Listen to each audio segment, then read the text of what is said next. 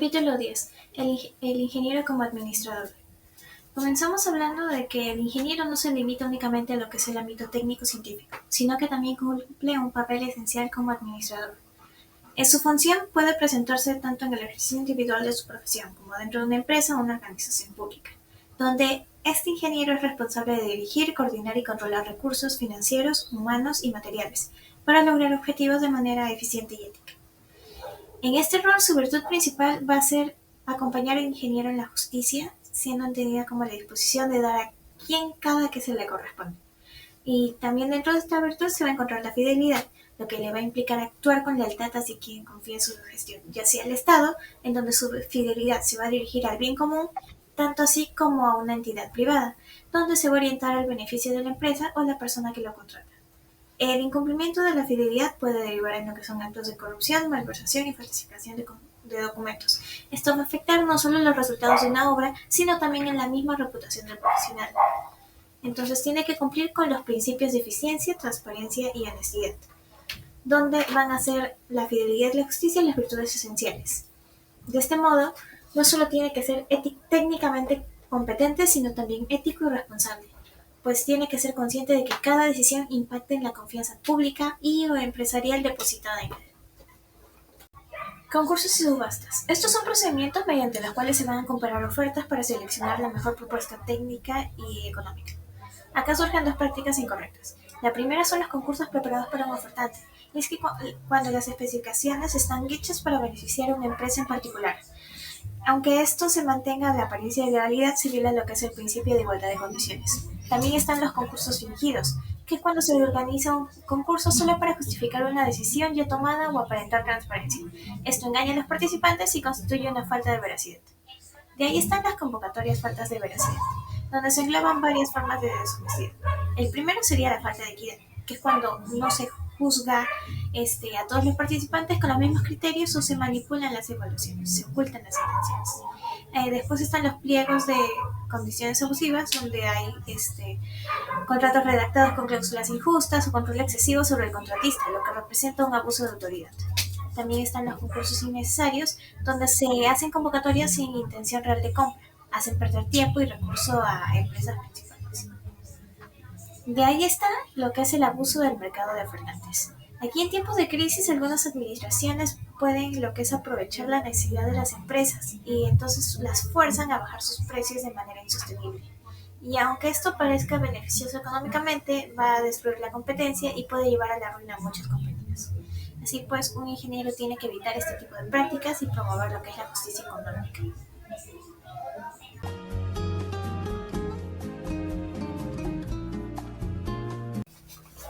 Aspectos positivos del texto. Lo primero es que promueve la ética y la justicia. Hace recordar al ingeniero que debe ser un modelo de integridad en el entorno laboral. También aporta ejemplos reales que facilitan la comprensión de los dilemas que pueden surgir en diversos proyectos y al administrarlos y administrar también diversos recursos. También destaca lo que es la responsabilidad social del ingeniero, que debe velar por el bienestar común, no solo de la rentabilidad económica. También invita a lo que es la reflexión moral, pues cada decisión técnica tiene un impacto ético. Por último, lo que el texto ofrece es una visión integral del ingeniero que unirá el conocimiento técnico, capacidad administrativa y sus valores humanos.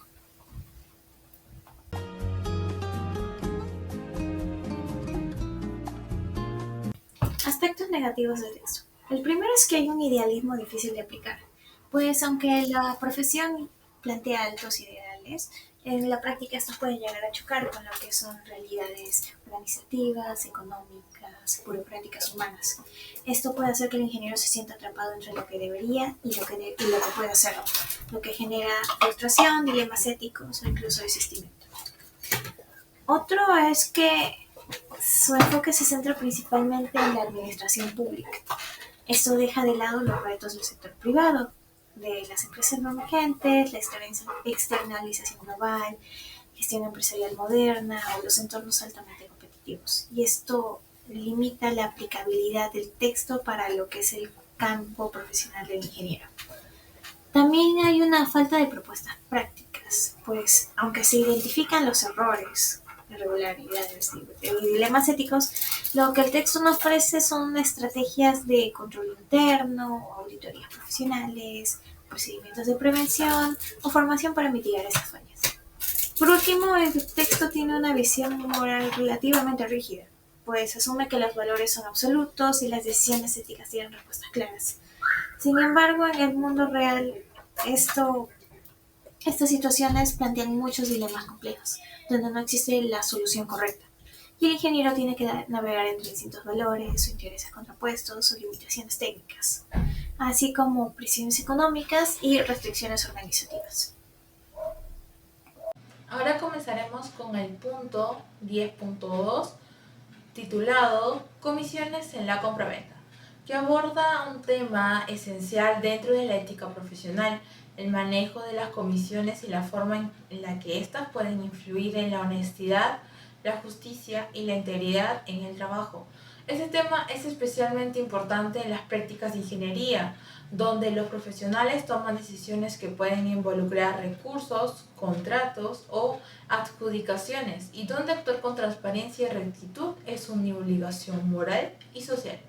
El texto explica que las comisiones son una práctica común en las transacciones comerciales, que establece una diferencia clara entre las que no presentan problemas éticos y aquellas que sí comprometen la integridad profesional. Las comisiones legítimas son aquellas que se pagan como retribución justa por un servicio real o por los resultados obtenidos, como ocurre con los vendedores o representantes que reciben un porcentaje de sus ventas. Estas son moralmente aceptables porque implican un pago transparente por un trabajo efectuado.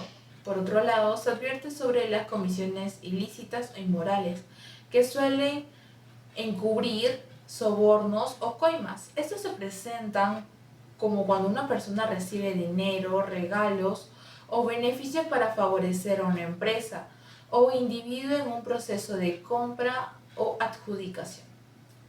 En esos casos, la decisión profesional pierde objetividad, se rompe la equidad y se traiciona la confianza que la sociedad deposita en el profesional.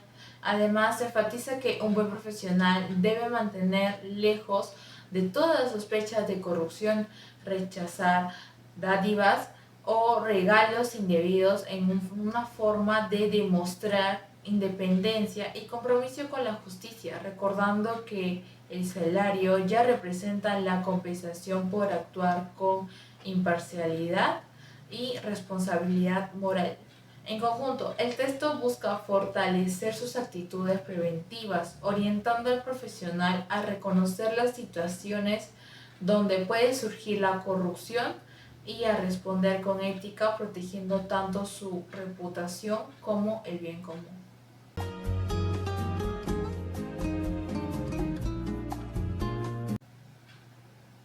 Uno de los aspectos más destacables del texto es su claridad moral y sentido práctico. No se limita a definir las comisiones, sino que enseña a distinguir entre lo correcto y lo incorrecto, brindando una guía concreta de actuación para el profesional.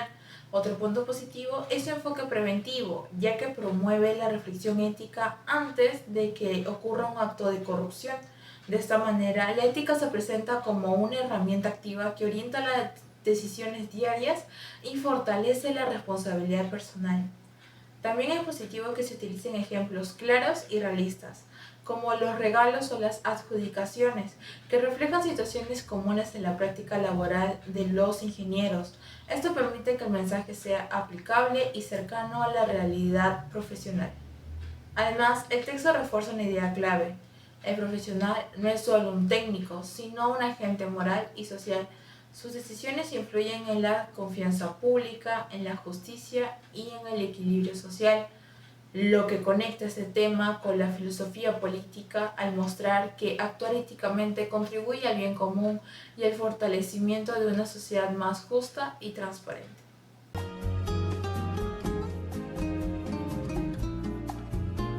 A pesar de su claridad, el texto presenta algunos límites. El primero es que se enfoca más en la responsabilidad individual. sin abordar de manera profunda los factores institucionales o estructurales que pueden favorecer las prácticas corruptas.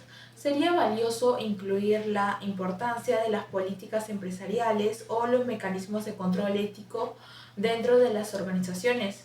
Otro aspecto es su tono normativo, que insiste en lo que se debe hacer, pero no profundiza lo suficiente en los fundamentos filosóficos que justifican estas normas, como el deber moral, la virtud o el bien común. Una reflexión más teórica habría complementando el enfoque práctico del texto. También se observa un desequilibrio en el tratamiento del tema. Se dedica más atención a las comisiones ilícitas que las lícitas, lo que puede dar la impresión de que toda comisión es sospechosa. El desarrollo más equilibrado permitiría valorar también las prácticas éticamente correctas dentro del comercio. Por último, el texto no contempla las presiones sociales o económicas que puedan influir en la conducta del profesional. Considerar estas circunstancias habría permitido una comprensión más completa de la ética, entendiendo no solo como responsabilidad individual, sino también como compromiso en un entorno justo y transparente. Apartado 10.3. Sobornos para obtener adjudicaciones. En el primer punto, que trata de ofertas de la parte vendedora, el texto menciona que se desea sobornar con regalos o dádivas a los empleados de una empresa que posean poder de decisión en procesos de compras o adjudicaciones, presentándose tres casos en que esto puede ocurrir. El primero es a priori, el segundo en el momento de presentar las ofertas y el tercero a posteriori. En el primer caso, que es a priori o antes de la presentación de ofertas, se suscita que aquellos con poder de decisión solicitan una comisión como condición para favorecer la adjudicación. En el segundo caso, al momento de presentar la oferta, se hace referencia a la práctica deshonesta de obtener información confidencial sobre las ofertas de la competencia, mediante sobornos o propinas, como menciona el texto, a empleados para así ajustar la propia oferta y asegurar la adjudicación de un contrato o concurso. Y en el último caso, que es a posteriori o también conocido como después de la presentación de ofertas, indican que después de que el comprador ya ha tomado una decisión, del cual se puede influir para obtener un porcentaje o que el ofertante le retribuirá si decide a su favor, y que los regalos después de la adjudicación pueden asegurar futuras nuevas adjudicaciones o tratos, como es en el caso de un alto funcionario que recibe anualmente un regalo costoso y lo distribuye discretamente entre los empleados. Ahora pasamos al segundo punto, las dádivas para conseguir decisiones a favor. Los regalos y dádivas buscan el favor de la persona que tiene la potestad de decidir. Estos regalos pueden ser simples regalos amistosos, cuyo valor es muy pequeño, o regalos de alto valor, que ya caen en el concepto de sobornos. Por lo que los obsequios y regalos solo son admisibles si tienen muy poco valor y si se dan en un momento alejado de la decisión que se busca influir, aunque rechazar un soborno puede tener consecuencias negativas, como perder contratos. Tercer y último punto, las peticiones de quien puede decidir, favorecer, etc. De acuerdo con Murillo y Escolar, se presenta la situación en la que la persona con poder de decisión es quien exige o solicita un favor o soborno para otorgar la adjudicación, convirtiéndose en un acto de corrupción o hasta de extorsión. En dicha situación se da una cooperación con el mal. Sin embargo, ante las peticiones de estas personas, se debe analizar si es admisible lo que piden.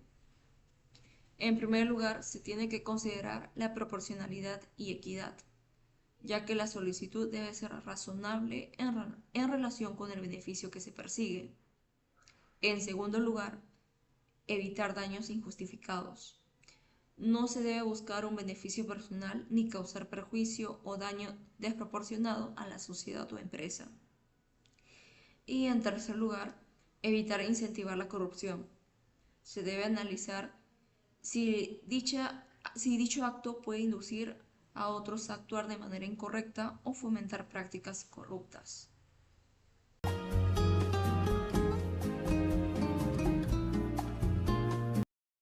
Aspectos positivos. El primer aspecto positivo a considerar fue la condena incuestionable del soborno. El texto establece claramente que el soborno y el cohecho son una mala acción en sí misma y un delito que debe ser rechazado por completo. El segundo aspecto fue el principio de libertad en la decisión. Se afirma que nunca será lícito aceptar dádivas que puedan hacer que el comprador pierda la libertad o independencia para tomar decisiones que le competen. Tercer aspecto, lealtad a la empresa y conciencia. Aquí se sostiene que el ingeniero no debe cometer una infidelidad a su empresa y no debe obedecer si se le manda algo inmoral, apelando a la conciencia profesional. Cuarto aspecto, análisis de la extorsión. Se reconoce que al ceder a una extorsión se debe priorizar el menor daño moral posible, intentando cauterizar la conciencia.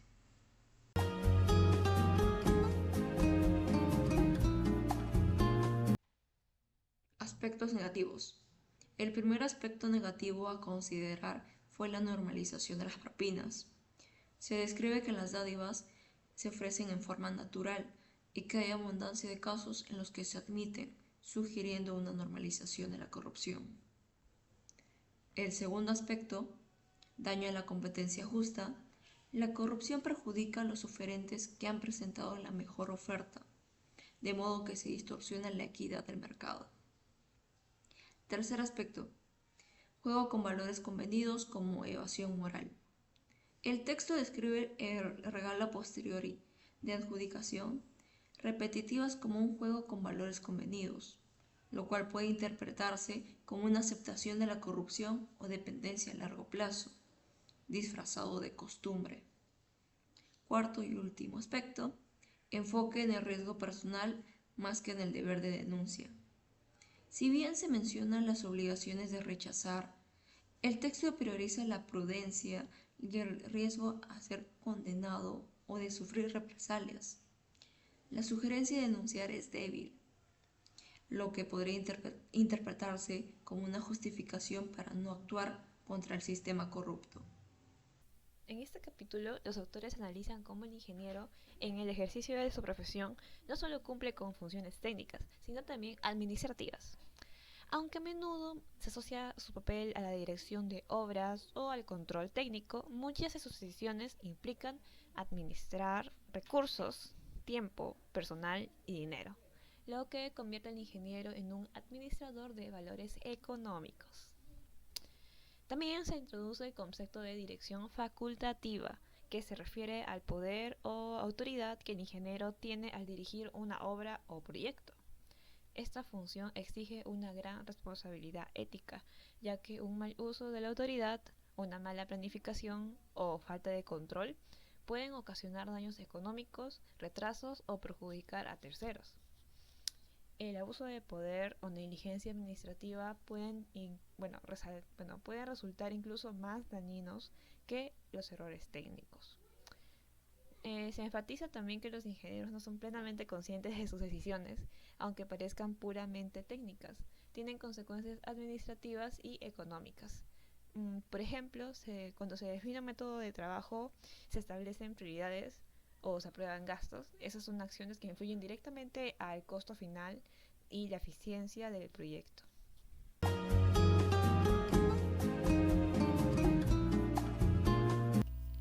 Aspectos positivos.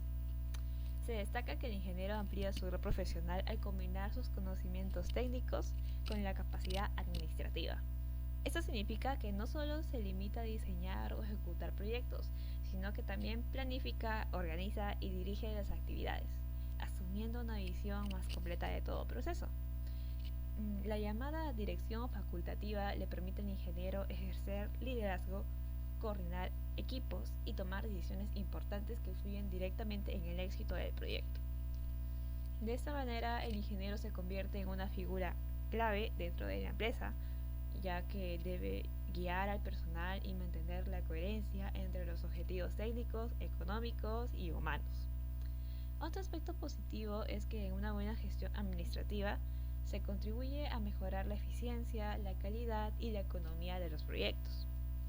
Cuando el ingeniero organiza bien los recursos y controla los procesos, se evita el desperdicio de materiales, se reducen los costos y se cumple con los plazos establecidos, lo que genera confianza y credibilidad profesional.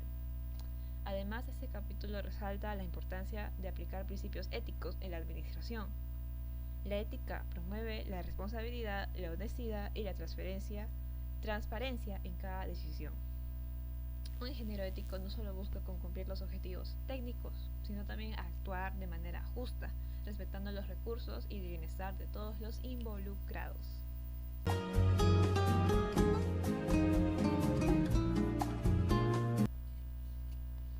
Aspectos negativos. El abuso de autoridad o la mala administración puede provocar graves pérdidas económicas. Cuando el ingeniero toma decisiones sin analizar correctamente la situación o utiliza su posición de forma inadecuada, puede generar daños no solo materiales, sino también a la reputación de la empresa o del mismo profesional. Esto demuestra que la autoridad debe ir siempre acompañada de ética, prudencia y responsabilidad. También está la falta de planificación o de previsión. Es una de las causas más comunes de retrasos y sobrecostos en los proyectos.